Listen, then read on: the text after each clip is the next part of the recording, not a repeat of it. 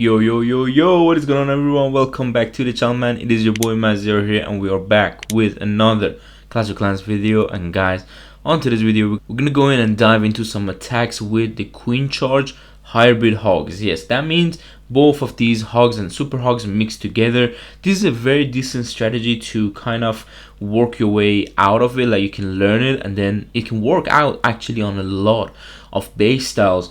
But in general, I personally don't prefer queen charges. I rather have the Sui, in general, because the queen charge really depends on your queen, right? And if you're not a good queen charge attacker at the beginning, you're gonna struggle with this strategy a bit. But if you're trying to learn queen charge, I would suggest you to take these tips that I'm about to give you on this video, and also some of these plannings that are really helpful. So without any further ado, let's just jump into this video and let's go. Alright guys, we're here on this base and it's gonna be a diamond base. Now on this video, I'm bringing you diamond and I would say ring bases, and that's mainly because not a lot of box bases in high legends can really. But what I like to do on diamond bases is always find that flame flinger spot. This here is for the eagle. Simple as that. I saw a Tesla, so just trying to find other Teslas as well. Now on to the next step. Go for this town hall. A lot of the times, I would say 99.9% of your attacks, you're going to charge the town hall itself, because this is not an actual hybrid like hogs and miners. You cannot really force your way through a long charge from opposite side of the town hall and a long hybrid by the time you reach the town hall. It's a lot risky, and this approach is a lot better and less riskier. Now just looking at the flame flinger, seeing what I can do. That archer wasn't really necessary, but it is what it is. Now watch out when you're charging the town hall. You can use invisibility or you can use a freeze. I rather use that freeze and invisibility when I'm charging right there, because sometimes it might take two spells. We can see now the skelly spell is for that monolith. Now because there was two scatter shots, the monolith locked onto the queen, but it doesn't matter. A lot of times that skelly spell can be such a help. But here, look at the amount of spells I'm using on the queen, and this is why I want to show you the power of this strategy and how many spells I'm using just to get that town hall and monolith side of the base.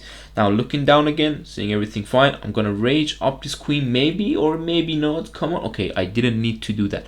While working for the king to go in for the scatter, now rage up the queen when the CC comes out, poison for that as well, and this is where you start. I always like to drop normal hogs first, but not in this scenario, because I can see there couldn't be not many spring traps, and normal hogs really do really nice against this spring trap. They can get out the way for your main pack, and some wizards for the cleanup. Everything will go crazy here.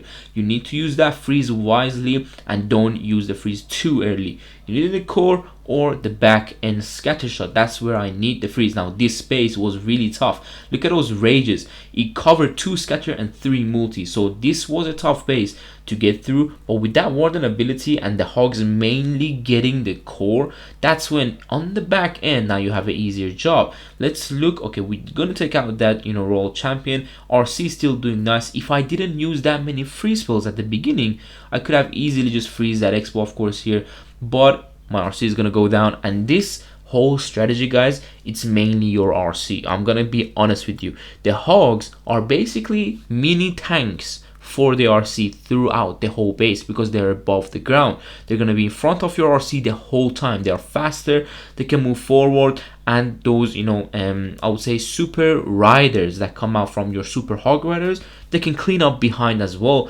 which usually in the like the hybrid attacks you wouldn't have that miner. So let's go to the next attack, see what we have. Okay guys, we are on a ring base and this is double poison. Now you all know poison towers are really annoying for the hog riders. They slow them down, do so much damage. You don't have heal spell on this army. 2 multis, actually 3 multis on this base. But what's the plan?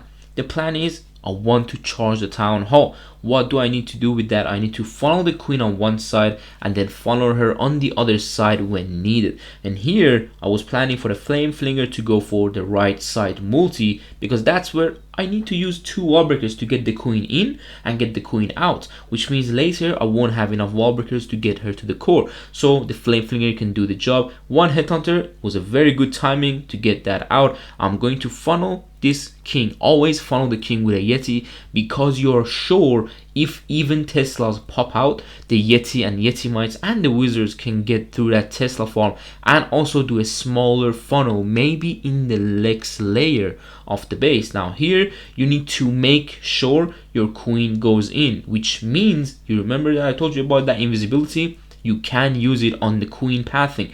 A lot of the pro players do that, and that's what's making a difference. They know they might not need it later, or they are forced to use it. Basically, that's what I'm trying to say. I'm using the invis and rage so queen gets through the ego and then move back into the core. And here I'm like, let me see if this queen will go for the town hall.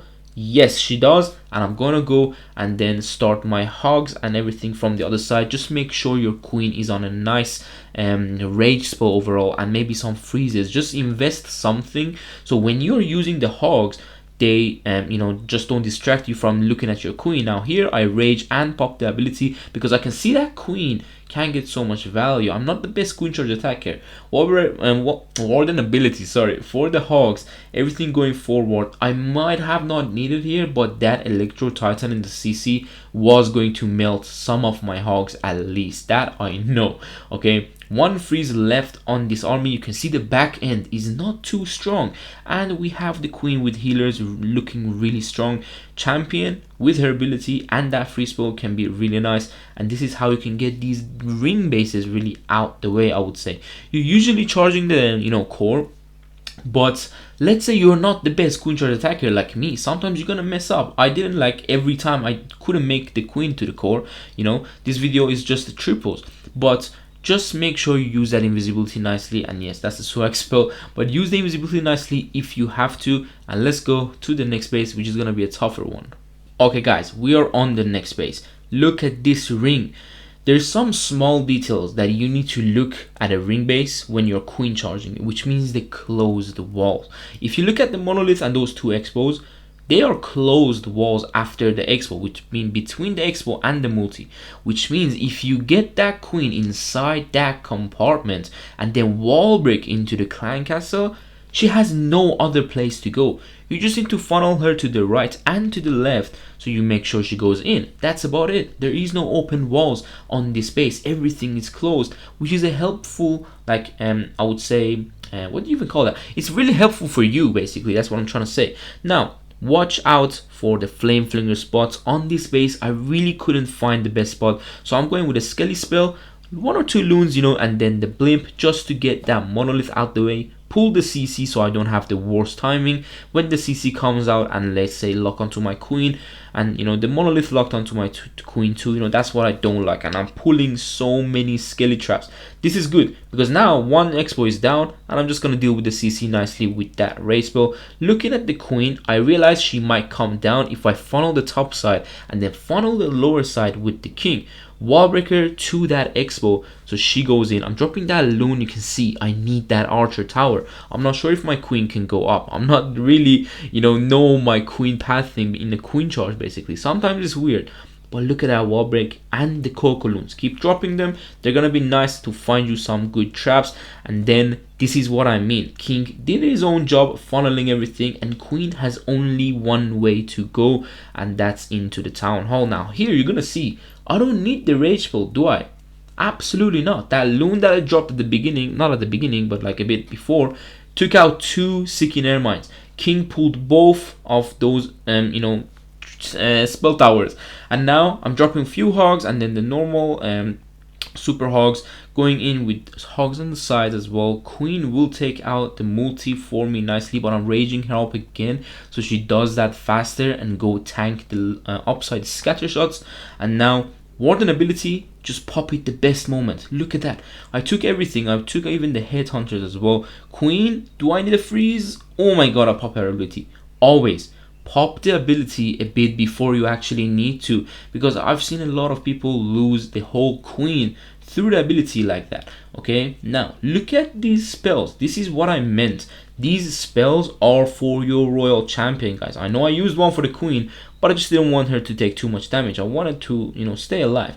Look at that one freeze. I just want that cannon, man. I don't care, because RC ability, queen ability, I can get through a lot of the stuff, and queen tanking really nicely. One more freeze to go, and this is how you can crush the base. Your hogs is not always going to stay up till the end. That's what I mentioned in the first attack. Your hogs are small tanks for the champion, and I know a lot of things happen together. I can't commentate, queen, the spells, everything together, as fast as I can. And yeah, sorry, English is my second language, so it's a bit tougher for me to talk through a whole attack that fast.